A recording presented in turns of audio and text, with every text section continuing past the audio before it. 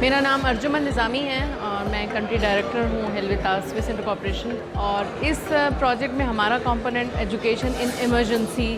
سے تعلق رکھتا ہے۔ جب ہم کہتے ہیں ایجوکیشن ایمرجنسی تو اس کا مطلب یہ ہے کہ یہ سچویشن نارمل نہیں ہے،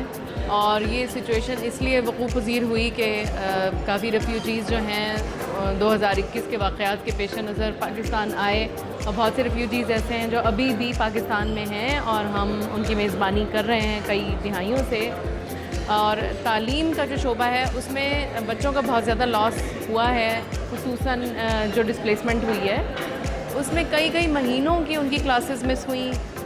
وہ اس قابل نہیں رہے کہ وہ اپنی کلاسز کو کیچ اپ کر سکیں یا اگلی کلاس میں داخلہ لے سکیں، تو ان کو اس قابل بنانا ہے کہ وہ اپنی ایک تو کلاس کو کیچ اپ کریں، اپنی کلاس میں جو بھی ان کے نقصانات ہیں اس کو ریکور کریں۔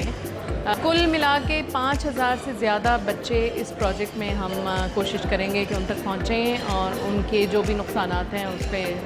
تھوڑا سا ان کو ہیلپ کریں۔ اس میں ایک چیز جو بہت اہم ہے وہ یہ ہے کہ وہ جو کریکولم پڑھ کے آ رہے ہیں افغانستان میں، پاکستان میں کریکولم کچھ مختلف ہے، تو ان کو یہ ہیلپ کرنا بھی مقصود ہے کہ وہ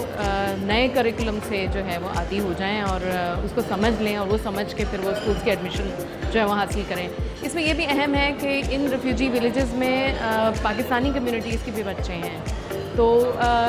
جو بھی ہم سپورٹ دیں گے اس میں وہ پاکستانی بچے بھی شامل ہوں گے جو اسکول نہیں جا سکے یا جن کو وہی کچھ ایشوز درپیش ہیں جو افغان بچوں کو درپیش ہیں، کچھ کمزور رہ گئے ہیں کچھ مسائل میں، کچھ سبجیکٹس میں، تو ان کو بھی ہم شامل کریں گے۔